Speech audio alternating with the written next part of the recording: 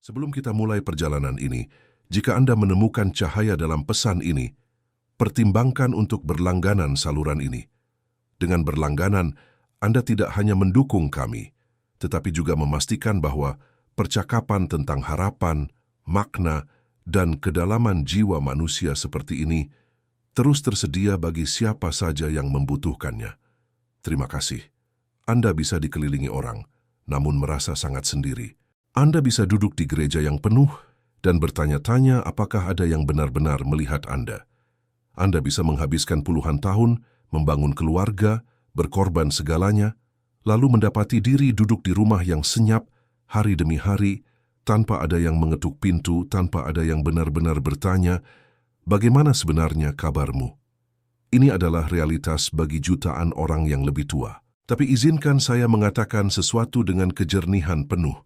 Dari pengalaman saya sebagai penjelajah jiwa manusia dan pelajar kitab suci, Tuhan melihat, Tuhan peduli. Dan Alkitab tidak berdiam diri tentang situasi Anda. Selama beberapa dekade, saya telah menyelami kedalaman jiwa manusia. Saya telah berjalan di lorong-lorong gelap dari alam bawah sadar kolektif. Saya telah mempelajari simbol-simbol abadi yang melintasi budaya dan zaman. Dan apa yang saya temukan dalam kitab suci tentang kesepian di usia senja, itu bukan sekadar penghiburan agama. Itu adalah kebenaran psikologis dan spiritual yang begitu dalam, sehingga dapat mengubah sepenuhnya pemahaman Anda tentang siapa Anda pada momen hidup ini. Mungkin Anda kehilangan pasangan hidup. Mungkin anak-anak telah tumbuh dan pergi. Mungkin Anda hidup sendiri di kota yang tidak lagi terasa seperti rumah. Atau mungkin Anda hanya merasa sendiri, bahkan jika secara teknis Anda tidak sendirian. Apapun itu pesan ini untuk Anda tidak terlupakan, Anda tidak tak terlihat, dan kisah Anda jauh dari berakhir. Dunia mungkin mengabaikan yang tua, budaya mungkin mengidolakan muda dan menyisihkan yang tua, tapi dalam teks-teks suci, dalam simbol-simbol abadi dari alam bawah sadar kolektif, dalam kebijaksanaan leluhur umat manusia, ada sesuatu yang sama sekali berbeda. Tuhan menghormati yang tua. Tuhan berjalan bersama yang sendiri. Dan Tuhan masih memiliki sesuatu untuk dikatakan kepada Anda saat ini juga. Ini bukan video tentang belas kasihan murahan atau penghiburan dangkal. Ini tentang penyingkapan yang dalam. Kita akan membuka firman Tuhan dan kita akan memeriksanya bukan hanya dengan mata religius, tetapi dengan pemahaman psikologis yang saya kembangkan sepanjang hidup saya mempelajari jiwa manusia. Kita akan melihat bukan hanya apa yang dikatakannya tentang kesepian, tetapi apa yang diungkapkannya tentang tujuan luar biasa yang masih Tuhan miliki untuk hidup Anda pada momen yang tepat dalam keberadaan Anda ini. Anda mungkin hidup sendiri, tetapi Anda tidak sendirian. Dan dalam beberapa saat ke depan, sementara kita menjelajahi kebenaran kuno dan abadi ini bersama-sama, saya berdoa agar Tuhan membuka mata Anda untuk melihat betapa dekat Dia sebenarnya dengan Anda. Lebih dekat dari yang Anda bayangkan. Lebih hadir dari yang Anda rasakan. Lebih terlibat dari yang kesepian buat Anda percayai. Mari kita mulai perjalanan ini, menuju kedalaman jiwa Anda dan menuju hati Tuhan sendiri. Dalam pekerjaan saya menganalisis jiwa manusia, saya menemukan bahwa kesepian di usia senja bukan sekadar masalah sosial atau kecelakaan dari keadaan modern. Itu sesuatu yang jauh lebih dalam. Itu adalah krisis jiwa yang mencerminkan kebenaran-kebenaran arketipal tentang kondisi manusia. Dan Alkitab, kitab besar simbol dari alam bawah sadar kolektif itu, memiliki jawaban yang melampaui pemahaman kebanyakan orang. Tuhan tidak pernah merancang manusia untuk kesepian. Dari awal kitab Kejadian, kita melihat kebenaran fundamental ini. Mari kita kembali ke Taman Eden, ke tempat kesempurnaan primordial, di mana tidak ada dosa, penyakit, atau penderitaan. Di sana Tuhan melihat Adam dan mengucapkan kata-kata yang bergema melalui milenium. Tidak baik kalau manusia itu seorang diri saja. Hentikan sejenak, renungkan kalimat itu. Bahkan di surga, bahkan dalam keadaan persekutuan langsung dengan yang ilahi, bahkan tanpa semua korupsi yang kemudian akan memasuki pengalaman manusia, ada sesuatu yang kurang. Dan itu bukan kekayaan materi, bukan umur panjang, bukan kesuksesan duniawi. Itu adalah koneksi manusia, persahabatan, hubungan. Kesepian bukan sekadar emosi yang tidak menyenangkan. Itu adalah sinyal mendalam bahwa sesuatu dalam desain fundamental Anda sebagai manusia tidak terpenuhi. Tuhan tidak menciptakan Anda untuk hidup terisolasi. Dia tidak mendesain Anda untuk kesepian. Dia mendesain Anda untuk cinta, untuk keterhubungan, untuk komunitas. Rasa sakit yang Anda rasakan saat terbangun dalam kesunyian, berat di dada Anda ketika hari-hari berlalu tanpa percakapan yang berarti, itu bukan kelemahan karakter. Itu adalah sifat esensial Anda yang berseru meminta apa yang seharusnya dia alami.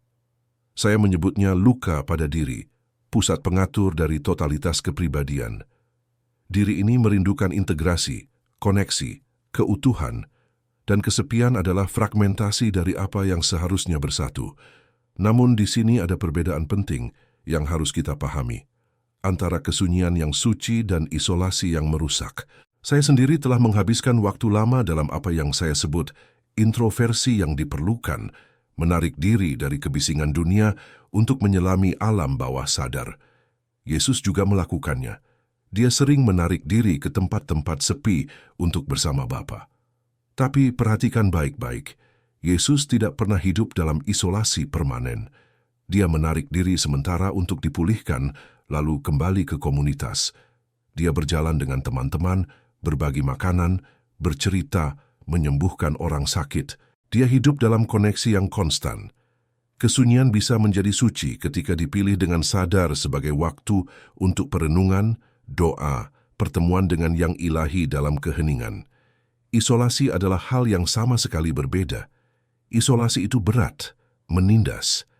Dan Alkitab berulang kali memperingatkan kita tentang hal itu. Dalam Pengkhotbah 4:9-10, kita menemukan kebijaksanaan kuno ini. Berdua lebih baik daripada seorang diri, karena kalau seorang jatuh, yang lain dapat mengangkatnya. Tapi celakalah orang yang jatuh sendirian, tanpa orang lain untuk mengangkatnya. Celakalah. Itu adalah ekspresi dari duka yang mendalam. Itu adalah cara Tuhan untuk mengatakan, ini tidak sebagaimana mestinya. Ini bertentangan dengan desain fundamental keberadaan manusia.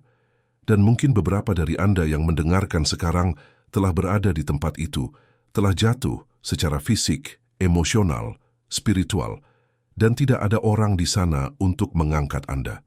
Dan mungkin Anda mulai mempercayai kebohongan bahwa begitulah semuanya berakhir. Sendirian, terlupakan, tak terlihat, menunggu akhir tanpa teman, tanpa tujuan, tanpa makna. Tapi saya datang untuk mengingatkan Anda tentang sesuatu yang saya pelajari baik dari penelitian psikologis maupun studi mendalam saya tentang kitab suci. Itu bukanlah cara Tuhan memandang Anda. Anda bukan masalah yang harus ditangani masyarakat. Anda bukan beban yang harus ditanggung keluarga. Anda bukan sisa-sisa zaman yang menunggu untuk memudar. Anda adalah jiwa yang sangat Tuhan hargai. Seorang manusia di mana proses individuasi, perjalanan suci, menuju keutuhan diri, terus berkembang bahkan sekarang, mungkin terutama sekarang. Ketika Anda memeriksa kitab suci dengan cermat, Anda menemukan bahwa beberapa tokoh paling kuat di Alkitab melewati musim kesepian yang intens, tetapi tidak satu pun dari mereka yang benar-benar ditinggalkan. Pikirkan tentang Elia, nabi besar itu, sendirian di gua setelah kemenangannya atas nabi-nabi Baal, tenggelam dalam depresi dan keputusasaan. Pikirkan Daud, orang yang berkenan di hati Tuhan, bersembunyi di padang gurun, dikejar sendirian. Pikirkan Yohanes si penyembah, diasingkan di Pulau Patmos di usia tuanya, terpisah dari semua komunitas Kristen, tampaknya dilupakan dunia. Masing-masing dari mereka merasakan beratnya kesepian. Masing-masing bertanya-tanya apakah Tuhan telah melupakan mereka.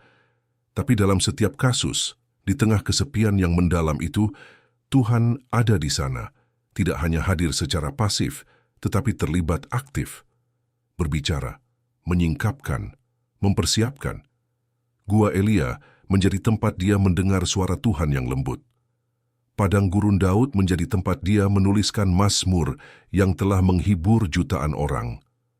Pulau Patmos menjadi tempat Yohanes menerima wahyu, visi kenabian paling kuat dalam semua tulisan suci. Lihatlah pola arketipal di sini. Kesepian ketika ditemui oleh kehadiran ilahi berubah menjadi tempat penyingkapan yang luar biasa. Itu bukan akhir dari kisah Anda, itu berpotensi menjadi tempat di mana kisah Anda mencapai makna terdalamnya. Jadi, jika Anda hidup sendiri hari ini, izinkan saya mengatakan sesuatu dengan semua otoritas yang saya peroleh dari mempelajari jiwa manusia dan kebenaran spiritual. Anda tidak terlupakan. Anda tidak berguna, dan Anda tidak benar-benar sendirian. Anda dilihat oleh Dia yang menciptakan Anda. Anda diteguhkan oleh Dia yang tidak pernah meninggalkan. Dan Anda dikasihi lebih dalam daripada yang dapat Anda bayangkan. Dunia ini mungkin telah mengabaikan Anda. Budaya mungkin telah memutuskan bahwa Anda tidak lagi relevan. Tapi surga tidak pernah berhenti memperhatikan Anda. Jiwa Anda tetap berharga. Eksistensi Anda tetap bermakna, dan perjalanan Anda menuju keutuhan, proses menjadi siapa Anda sebenarnya di kedalaman terdalam diri Anda, perjalanan itu belum selesai, bahkan mungkin sedang memasuki fase yang paling penting, dan inilah yang membawa kita pada salah satu kebohongan paling merusak yang disebarkan budaya modern kita, kebohongan bahwa hanya karena Anda lebih tua, berarti Anda sudah selesai. Kebohongan bahwa nilai Anda berkurang dengan setiap tahun yang berlalu. Kebohongan bahwa waktu Anda untuk membuat perbedaan telah lewat. Biar saya katakan dengan sangat jelas, hanya karena Anda lebih tua, tidak berarti Anda sudah selesai. Bahkan, jika Anda masih bernapas, Tuhan masih membangun sesuatu di dalam dan melalui Anda. Mazmur 92:14 mengatakan sesuatu yang luar biasa. Mereka masih berbuah pada masa tua, mereka tetap segar dan hijau. Dengar itu?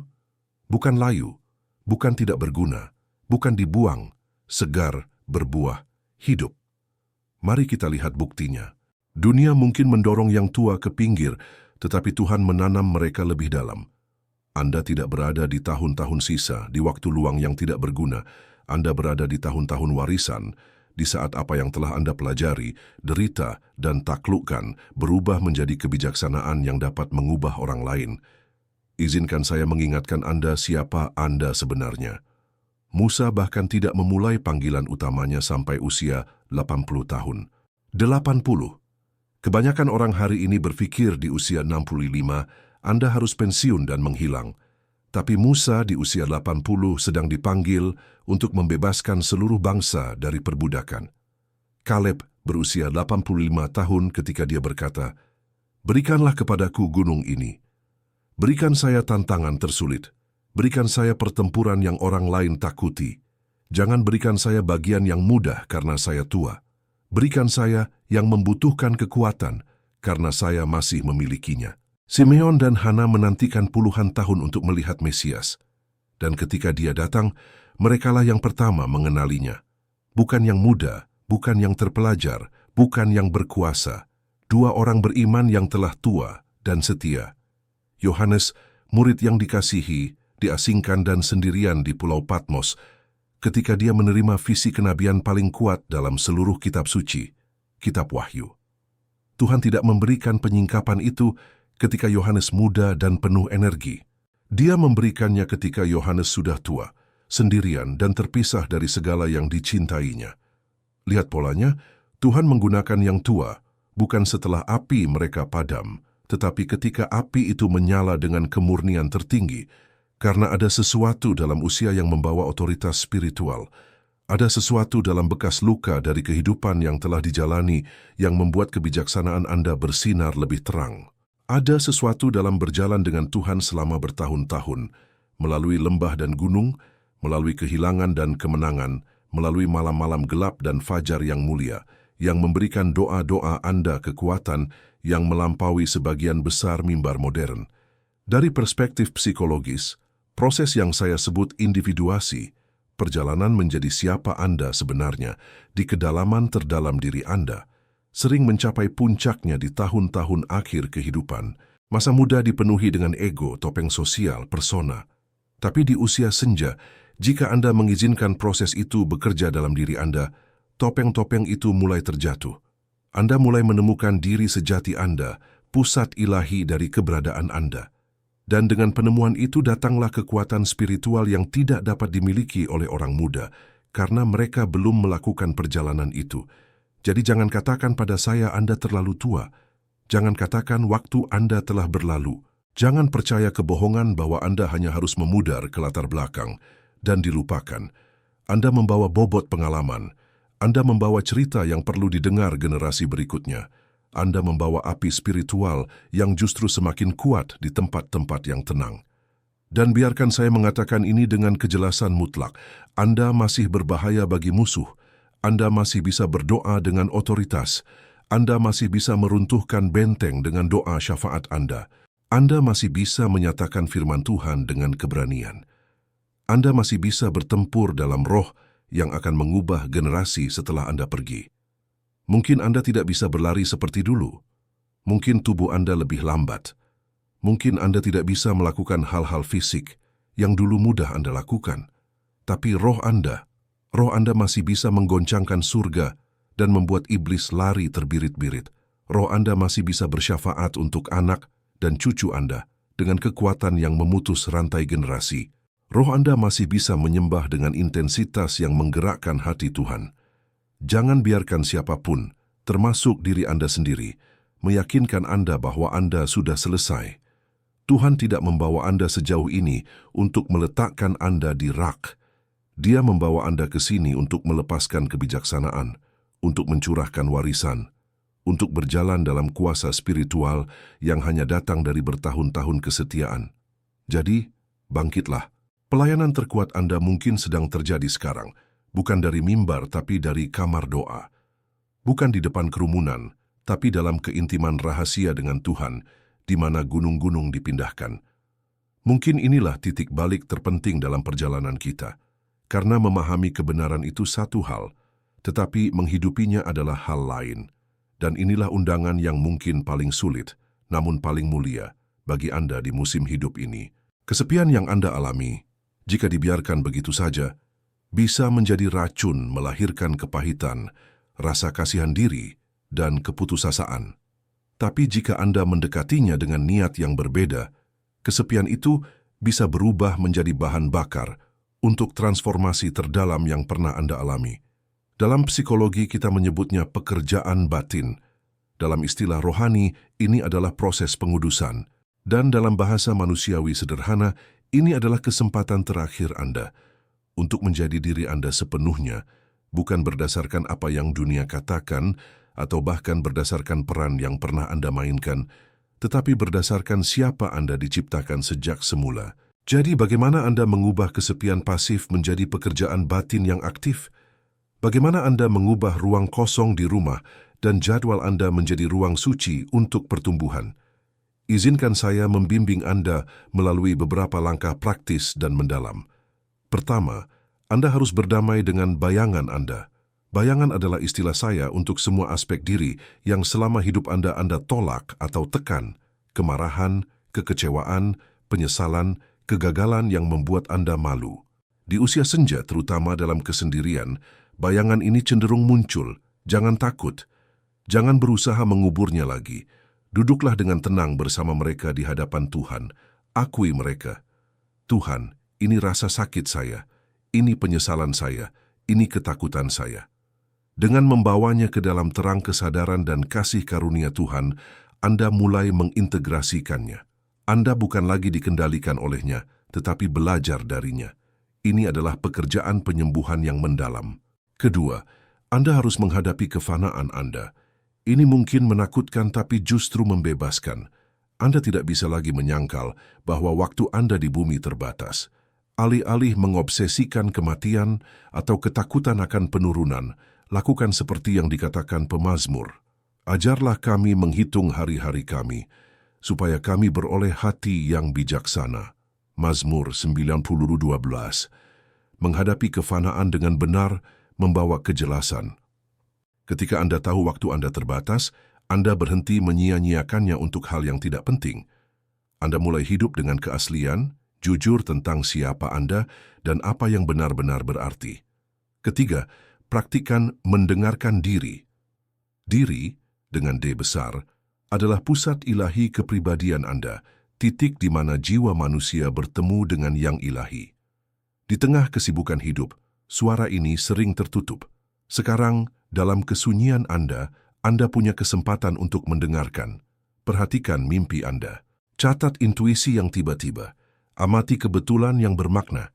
Pertemuan frasa yang berulang, kenangan yang muncul. Ini bisa menjadi cara Tuhan berbicara kepada jiwa terdalam Anda. Bacalah kitab suci, bukan hanya dengan pikiran sadar, tapi dengan hati yang bertanya, apa yang ingin engkau katakan kepadaku hari ini melalui firman ini?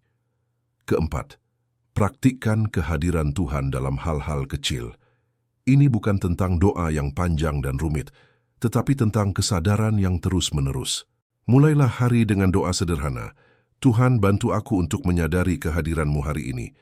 Lalu saat Anda membuat teh, melihat keluar jendela, atau duduk di kursi, ingatkan diri sendiri, Tuhan ada di sini. Sekarang, bersamaku. Bicaralah kepadanya dalam diam tentang hal-hal kecil, ucapan syukur, permintaan kecil, keluhan. Transformasi terjadi ketika Anda menyadari bahwa ruang tamu Anda bisa menjadi ruang takhta dan kursi Anda bisa menjadi tempat kudus. Kelima, lakukan pekerjaan integrasi, menyatukan seluruh kisah hidup Anda. Banyak orang tua disiksa oleh penyesalan, jalan yang tidak diambil, kesalahan yang dibuat. Pekerjaan integrasi meminta Anda untuk melihat seluruh hidup Anda, termasuk kegagalan dan luka, dan menemukan bagaimana Tuhan telah bekerja di dalamnya, bahkan di sana.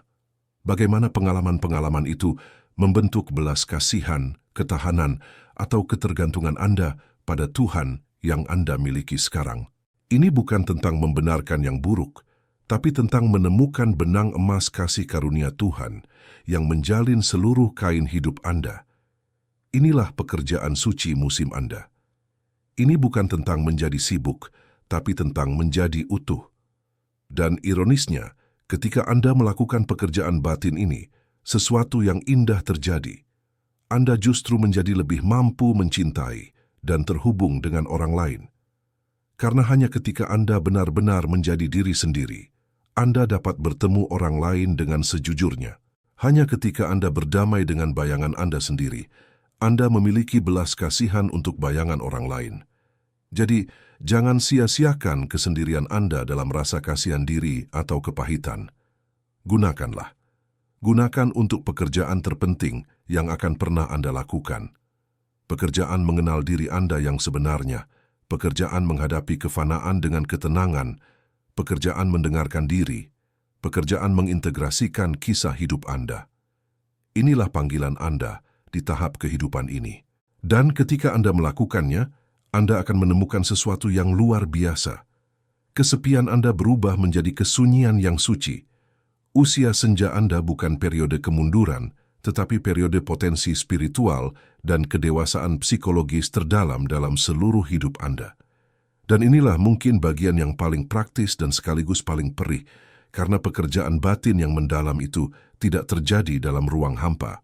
Ia bersinggungan dengan hubungan, dengan luka-luka yang masih segar dan kerinduan yang masih menganga. Mari kita bicara tentang dua hal, luka keluarga yang nyata dan panggilan untuk membagikan kebijaksanaan. Pertama-tama, untuk Anda yang bergumul dengan rasa sakit spesifik karena jarak dengan keluarga. Mungkin anak-anak dewasa jarang menelepon. Mungkin ada hubungan yang rusak yang tak kunjung pulih. Mungkin ada tahun-tahun kesunyian antara Anda dan orang-orang yang Anda cintai. Ini adalah kesepian yang sangat menyakitkan karena terjadi di tengah keluarga. Ada rasa malu yang khusus. Apa yang salah dengan saya? Mengapa keluarga saya tidak ingin dekat? Apakah saya gagal sebagai orang tua? Izinkan saya berbicara langsung pada rasa sakit ini. Jangan langsung memikul semua kesalahan. Kita hidup dalam budaya yang memecah struktur keluarga tradisional. Pekerjaan memisahkan orang, tuntutan hidup modern menghancurkan.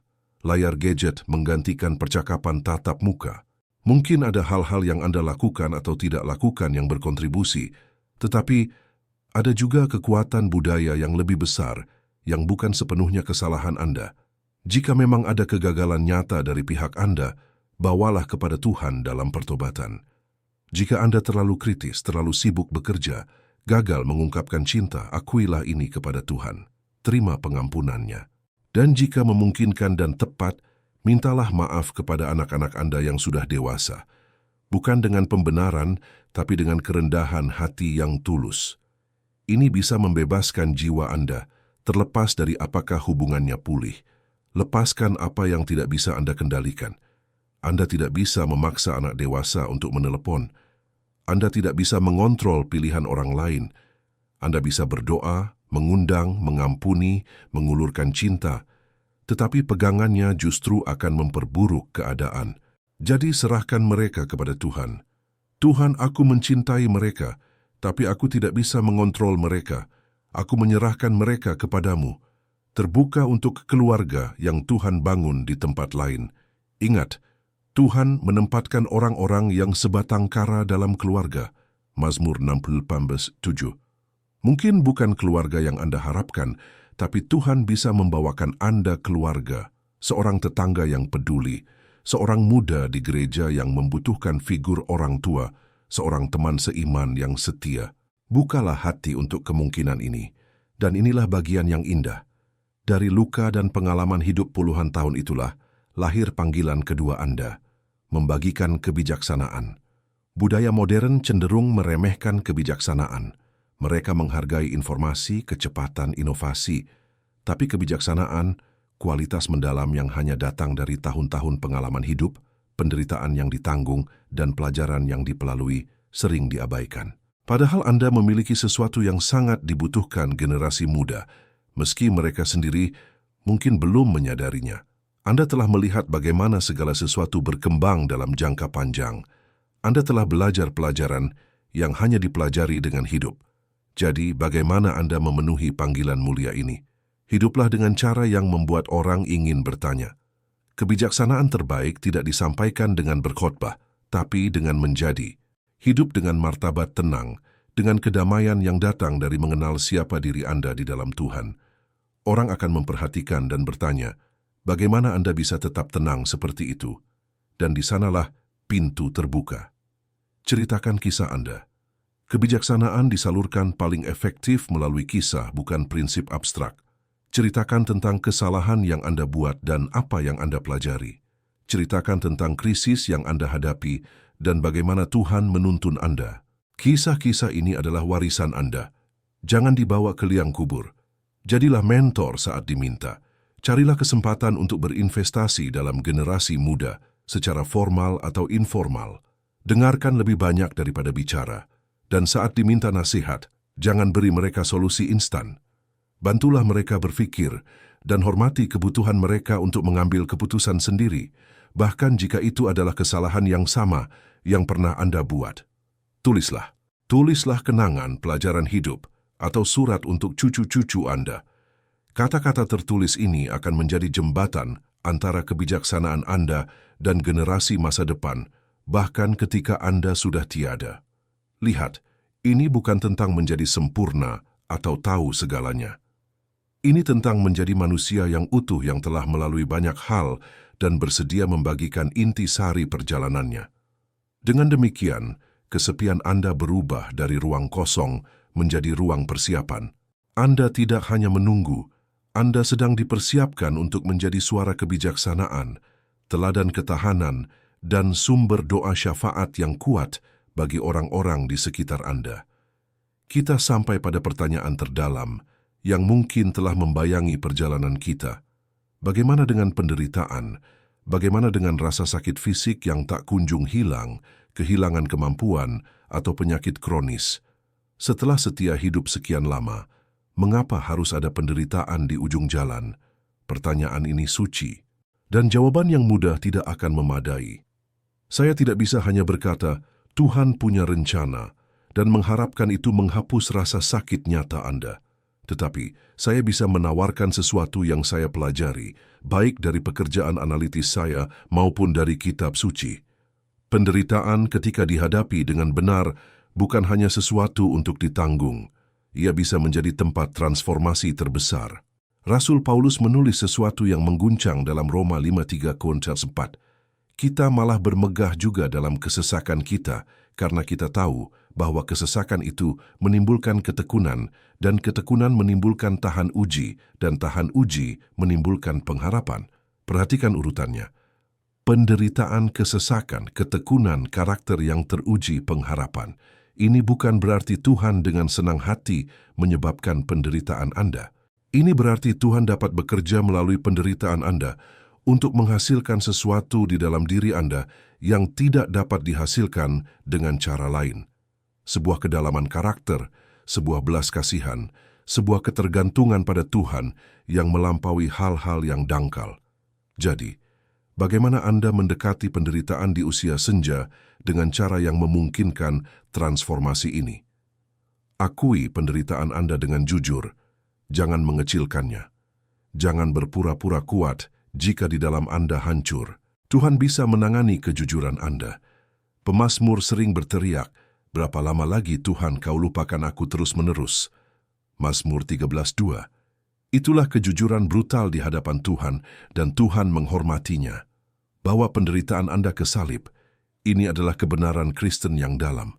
Salib bukan hanya simbol, itu adalah pengingat bahwa Tuhan sendiri masuk ke dalam penderitaan manusia yang paling dalam. Penderitaan Anda tidak dialami sendirian. Ia dialami dalam persatuan dengan Kristus, yang mengerti setiap jenis rasa sakit dan pengasingan. Carilah makna di dalamnya. Tanyakan dengan lembut, "Tuhan, apa yang mungkin Engkau ingin bentuk dalam diriku melalui ini?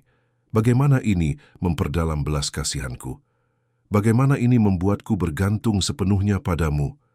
Ini bukan membenarkan penderitaan, tetapi menolak untuk membiarkannya sia-sia. Biarkan penderitaan membuat Anda lebih penuh belas kasihan. Penderitaan Anda telah memberi Anda kredibilitas yang tidak dimiliki orang yang tidak pernah menderita. Anda bisa duduk bersama seseorang yang terluka dan berkata, "Saya juga pernah di sana, dan saya tahu ini sakit." Itu adalah pelayanan yang sangat kuat. Peganglah pengharapan, bahkan dalam penderitaan. Pengharapan Kristen bukanlah optimisme naif. Itu adalah keyakinan yang dalam bahwa Tuhan sedang bekerja, bahkan ketika Anda tidak dapat melihatnya. Bahwa ini bukan akhir dari kisah Anda. Paulus juga menulis, "Aku yakin bahwa penderitaan zaman sekarang ini tidak dapat dibandingkan dengan kemuliaan yang akan dinyatakan kepada kita." Roma 8:18. Dan inilah puncaknya, semua ini, kesepian, pekerjaan batin, penderitaan yang ditebus, mengantar Anda pada peralihan makna terakhir. Selama bertahun-tahun, makna hidup Anda mungkin dibangun di atas makna ego. Saya adalah seorang ibu, seorang pekerja, seorang yang sukses. Itu semua baik, tetapi itu rapuh. Ketika anak-anak pergi, karir berakhir, dan pengakuan memudar, makna ego itu bisa runtuh meninggalkan kehampaan. Tetapi ada tingkat makna yang lebih dalam, makna diri. Ini adalah makna yang datang bukan dari apa yang Anda lakukan, tetapi dari siapa Anda dalam hubungan dengan yang ilahi. Anda adalah anak Tuhan. Anda diciptakan menurut gambarnya. Anda dikasihi. Ini adalah identitas Anda, terlepas dari peran atau kemampuan apapun yang hilang. Musim hidup Anda sekarang adalah undangan untuk beralih dari makna ego ke makna diri. Ini berarti menghabiskan waktu dalam keheningan dengan Tuhan, mengingatkan diri sendiri akan siapa Anda di dalam Dia. Ini berarti menolak godaan untuk mendefinisikan diri sendiri berdasarkan apa yang telah hilang. Saya bukan lagi orang yang dulu, dan sebaliknya berpegang pada kebenaran abadi. Saya adalah anak Tuhan. Saya dikasihi oleh Pencipta alam semesta. Nilai saya tidak berasal dari apa yang saya lakukan, tetapi dari siapa saya di dalam hubungan dengan Tuhan. Dan hubungan itu tidak pernah berubah. Ketika Anda melakukan peralihan ini, sesuatu yang luar biasa terjadi. Anda akan menemukan bahwa hidup Anda masih penuh makna, bahkan lebih penuh makna daripada sebelumnya, karena Anda akhirnya hidup dari pusat sejati Anda. Kesepian bukan lagi musuh Anda. Ia adalah kesempatan untuk keintiman dengan Tuhan. Usia senja bukan akhir Anda. Ia adalah puncak dari perjalanan panjang menjadi diri sendiri. Penderitaan bukanlah tanda bahwa Tuhan telah meninggalkan Anda. Ia adalah tempat di mana jiwa Anda dimurnikan. Tuhan belum selesai dengan Anda. Dia sedang menyelesaikan apa yang telah Dia mulai. Dan hasilnya akan indah, lebih indah dari yang dapat Anda bayangkan. Karena pada akhirnya, ketika Anda akhirnya melihat Tuhan berhadapan muka, Anda akan melihat ke belakang pada tahun-tahun kesendirian ini. Dan Anda akan melihat bahwa tahun-tahun itu adalah suci, diperlukan. Adalah tempat perapian di mana jiwa Anda dimurnikan, dan Anda akan berkata, itu sepadan, semuanya sepadan. Anda tidak sendirian, Anda dikasihi, Anda dilihat, Anda dikelilingi, dan Anda tidak akan pernah benar-benar sendirian. Amin.